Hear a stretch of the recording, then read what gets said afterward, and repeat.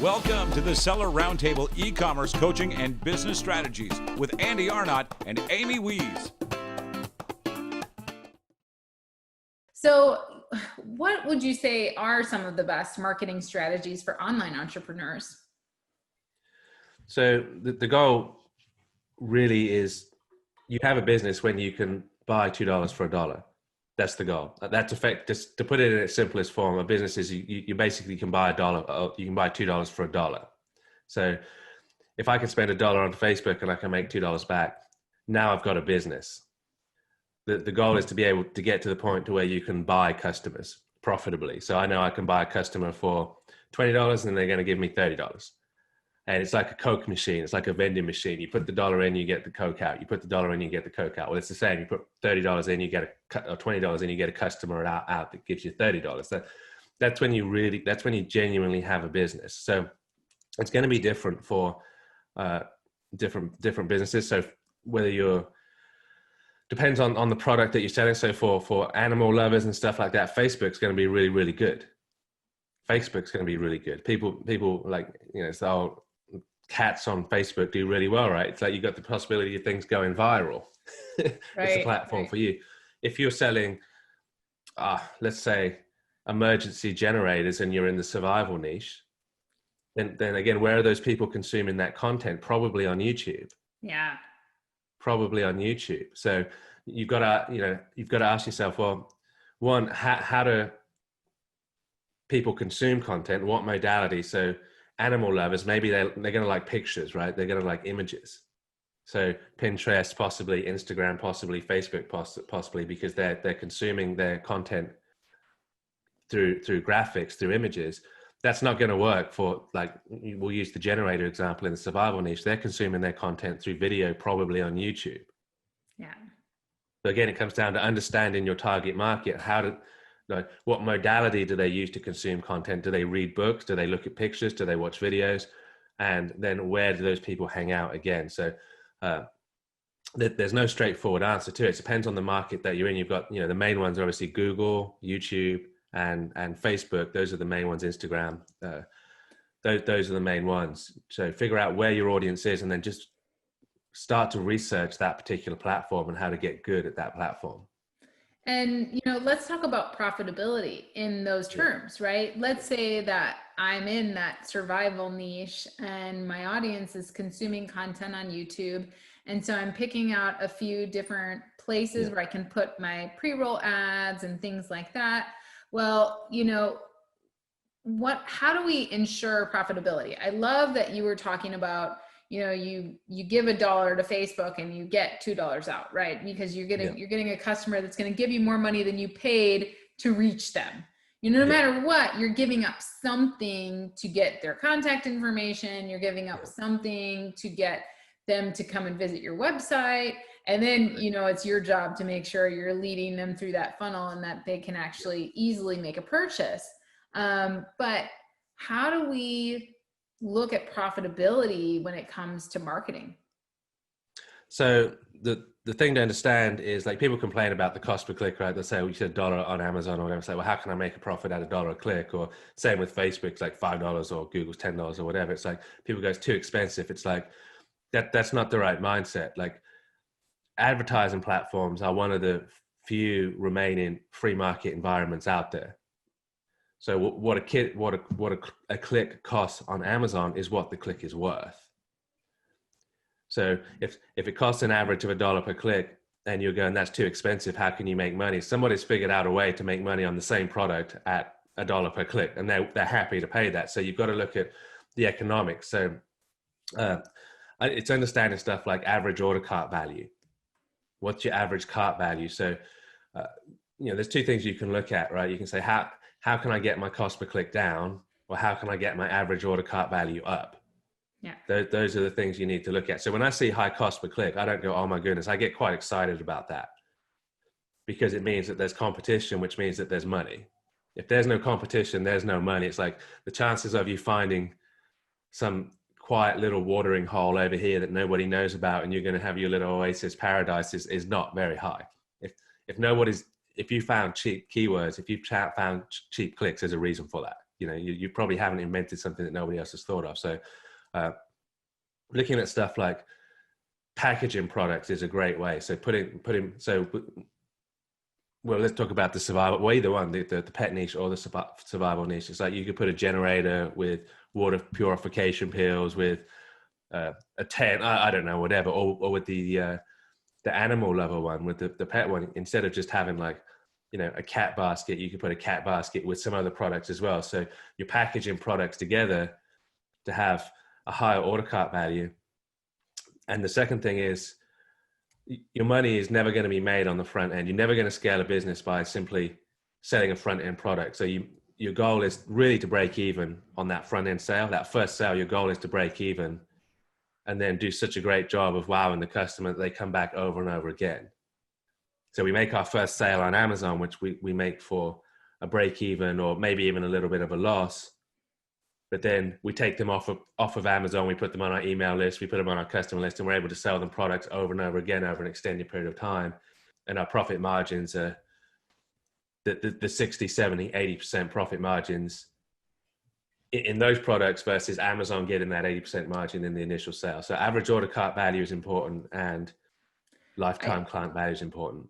I think what you brought up there, so many Amazon sellers struggle with that because Amazon does not give you information about your customer, because they consider it their customer, right? They're like, hey, you're just selling here. These are our customers. Yeah. And even if you drive traffic from off of Amazon to on Amazon to sell more products on Amazon, they still consider it their customer. And so it's very hard you have to be a good marketer to get that customer to follow you off of Amazon, right? And that is about your packaging. It is about your inserts. It is about how the whole unboxing experience and maybe offering them something of value beyond the purchase of, maybe we're going to give a guide out, or maybe we're going to give a warranty that they can come, register for a warranty with us.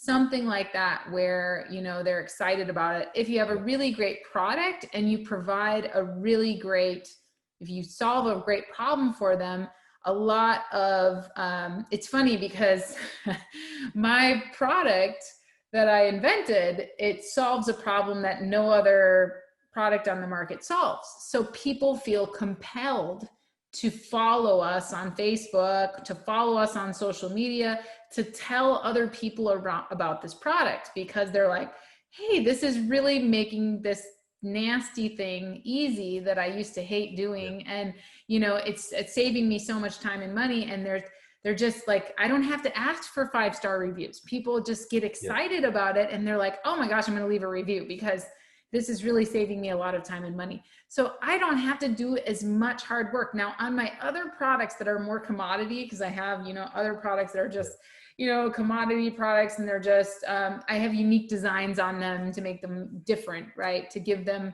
a boost, right? In value. But on those types of products, I do have to work harder.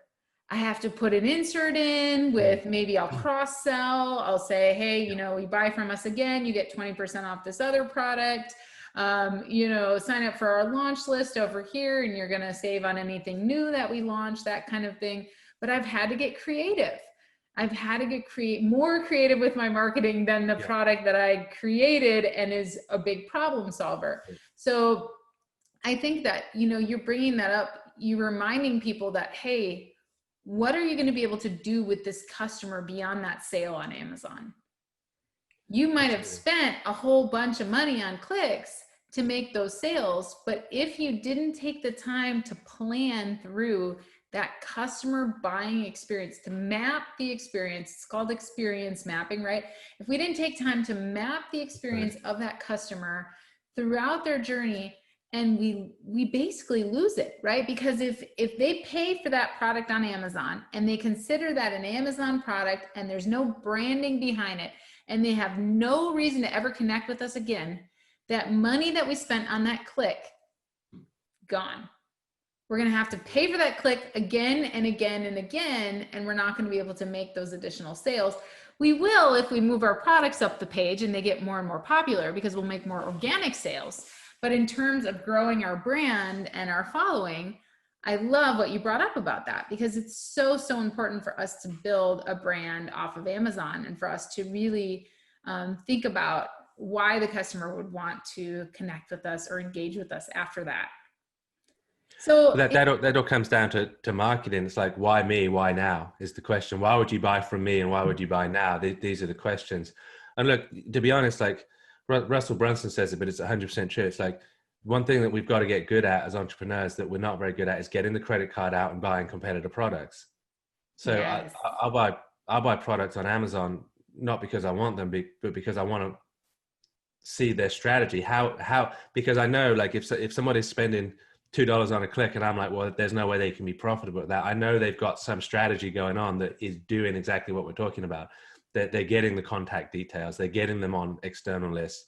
And I quite often buy the product just to see the insert, just to see, how is this person doing it? And a good example is, like, I'm selling a book on, selling several books on Amazon, but the first page of the book, and this is in the ad as well, it says, get $738 worth of free bonuses, X, Y, and Z with the book. And then on the very first page of the book, the whole first page is just dedicated to go to this website, put your email in, and you're going to get your bonuses. So about 60%, 65% of people that buy the book will actually go to that website and give me their contact details. So now 65% of people that are buying on Amazon they're now my customers. They're not Amazon's customers anymore. And that's where I can really start to become profitable. Because somebody that does that, somebody that opens the book and they're interested enough to actually go to the website, they're the people that I'm interested in anyway. Right. I'm not that interested in a $10 book buyer. I'm interested in all the book does is get someone to raise their hand and say, hey, I'm a business owner that's interested in marketing. Yeah. It's a lead gen strategy. And it's the same with any product you've got out there. If somebody buys a cat basket, for example, you bet that person is just raising their hand and saying, I'm a pet lover and I'm willing to spend money on my pets. Great. You're the perfect raiser. fit for me. Yes, you need to be on my list. Okay. And Yes. look, if you're doing it right as well, I mean, like, you want to be going into a niche where people are, I call them rabid buyers. They just buy it, they consume everything. So it's like, if somebody buys a power generator from you in the survival niche, then they're going to want to consume all of the information that they can get. So that's a really great opportunity for you to bring them into your ecosystem. And again, it comes back to, a bit of a circular conversation here. It's important to go into a niche you understand and love, because you're going to want to be able to talk about that. So I've come on a marketing blog and it's a marketing podcast. It's easy for me to have this conversation and talk about it. I couldn't go onto a podcast about photography. Right. I just couldn't do it. Well, you could, but I wouldn't come across as an expert. certainly not. Yeah. I mean, that's a really good way to put it, because, we're not, if we really want to get good at marketing, we're going to have to create content. We have to. Absolutely. We need to create content. We need to be engaging with our audience. We need to be growing organically, or we're always going to be paying for clicks, right? And we're not going to have the re-engagement with the person that we paid for to come and visit our site, right? If we're paying for that click for somebody to come and visit our site, or for somebody to buy from us on Amazon, and we don't have any content for them to follow up with us on, we lose it, right? That's it. We've essentially, we're never gonna get that $2 back. We're just gonna pay the dollar and then, sell the product, and yeah, we might make a little buck, but we're gonna be paying that dollar every single time. So I love what you said about that, because we've got to know, we need to be interested in engaging with that customer and in building that tribe and finding those, as Russell Brunson said, those 100, perfect fit, raving fans, because then we can find more people like them. That's easy, So I love that. Well, I think we've covered pretty much everything we wanted to talk about in terms of marketing and revenue generation, and how do we save money on marketing and spend money on marketing, the mindset. I think all of that was so, so valuable. What advice do you have for people just getting started in business and maybe not knowing how to go about, getting started with a marketing plan or a business plan? Yeah, so if you're just getting started out, I mean, if you're in the research stage, then the best thing to do is like, what have you spent money on in the last 90 days? That's a great place to start. That, you know, sort of disposable income that you didn't have to spend. Where did you spend money? That's a good place to start, and then start looking around to see how accessible are other people. Are you in communities? Are you in Facebook groups? Are you, you know, subscribe to YouTube channel? That's a great place to start. The second thing is, you've got to know why you're doing it. Like, to make money is not enough. So I always say, like, I'm kind of joking, but I'm not really. It's like, if you want to double your income, have a baby. Like, that's, if you want to double your business, have another baby. Every time I have a baby, my income doubles. It's because that why I'm doing it is bigger than me. Mm-hmm. Because at the end of the day, let's just be honest, it's hard. It's not an easy thing. Don't fall for the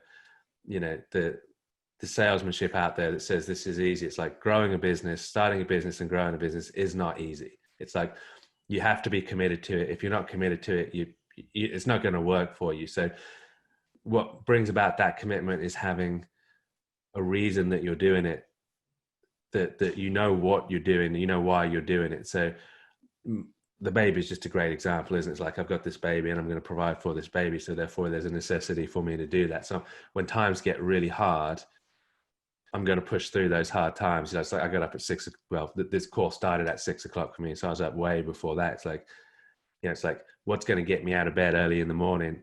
Well, it's the necessity on the other side of it. If you're just laying there and you don't need the result, you're probably just going to go, turn your alarm clock off and go, she won't mind. She probably didn't want to do the interview either. So know what you do. Really know why you want what you want. Really know why you want it. I think that's so important. I can't tell. I always tell people, you know, there's so many times that you're going to want to quit, because it's not easy, and there's going to be multiple failures along the way, and you need to have a reason that makes you want to push toward your goals, that makes you, you know, I love running my numbers at the very beginning. I love looking at my total addressable market and going, wow, look at the potential there. And then saying, okay, you know, there is a reason to keep driving forward. I haven't even scraped the surface. And, you know, and that deep down why, you know, that deep down why, that's going to get you past all those excuses. So great advice. Absolutely. What about books or motivational materials? What kind of podcasts are you listening to? What books are you reading right now? Yep. So I've got one right in front of me. So this is what I'm actually reading right now: High Performance Habits by Brendan Burchard. Awesome. This is a great book, because I really didn't want. This is one of those books that I bought for market research, and I really didn't want to read it, and I really didn't want to like Brendan Burchard. I really didn't. But over a period of time, it's like, he's managed to get me into the book. He's managed to get me reading the book. He's managed to get me engaged with the content. And it's a great example of how you buy a book on Amazon. And he's used strategies outside of that to get me actually engaged in the book. And now, you know, I'm going to end up giving him more money. It's like, he's done it to me. He's a good marketer right there. That's awesome. Yeah, exactly right. So, look, the mindset stuff is super important. Like the actual techniques, the actual strategies are not that difficult. Like, you go to the Amazon pay-per-click interface, it's not that complicated. It's really not that complicated. It's like, anybody can figure out how to do that very, very quickly. But it's like, unless your mind is right, unless you're in the right place. When I start working with clients, really, the first question I ask them, or the first thing that we have to uncover, is, why are you not doing what you already know how to do that you know will get results? Well, we ask the question, what have you done, Amy, in the last 90 days or the last 6 months that has worked? And then, why did you stop it? so virtually everybody, like, if we sit down with virtually everybody, it's like that there's stuff that's worked over the last X amount of time, and they've stopped doing it. It's like, why did you stop doing what was working? And that's a mindset thing. It's like their mind has sabotaged them, their mind has taken them away from success. So without actually working through those, if people can get in the right mindset, then the success is pretty it's pretty automatic, really, because like I said, the actual platforms themselves, they're not that complicated. They're not that difficult. Yes, I love that. Why did you stop doing it? You're going to have me asking that question to myself today. Like, Definition of an entrepreneur, Amy: find something that works and stop doing it. yes. Go on to something new. We finally got a product that's working. What should we do? Launch another one. Start over. Start over, exactly. So, been there, done that. Have that T-shirt. Well, tell us a little bit more about your book and how we can get your book. And then also, how can our people reach you if they're wanting to reach out and do some business with Cody? How do they do that? Yeah, so the book's obviously available on Amazon. I've got a couple of books for sale on Amazon. You can go to the90daymarketingplan.biz or visit codybutler.com. Any of those will push you in the right direction. And if you want to get in touch with me, then usual suspects: LinkedIn, Facebook. I'm not difficult to find. I don't hide. So I'm very easy. Anybody that wants to find me can just Google Cody Butler, go to codybutler.com, Facebook, LinkedIn, any of those. Very good. Yeah. I mean, it sounds like you got some pretty cool bonuses on your book too. You know, first page, everybody go check out on Amazon, the 90-day marketing plan. So very good. Well, thank you, Cody. I really enjoyed this conversation today. I enjoyed talking about, I love this stuff. I love talking about marketing. I love talking about customers. I love talking about engagement and how we can all do better in our businesses and grow and learn. So, love having you on the show today. Thank you so much for being here. Everyone else, please don't forget, as Andy always reminds you, to rate, review, and subscribe. And let us know if there's any guests that you'd like us to have on the show. We're happy to bring those to the show, and let us know what you want to learn about, what you want to hear about, and we absolutely love hearing from you.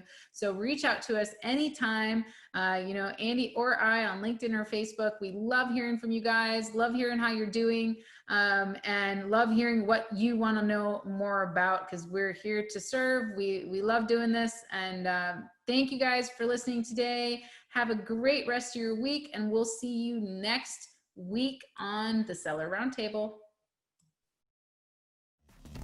Thanks for tuning in. Join us every Tuesday at 1 p.m. Pacific Standard Time for live Q&A and bonus content after the recording at sellerroundtable.com. Sponsored by the ultimate software tool for Amazon sales and growth, sellerseo.com and amazingathome.com.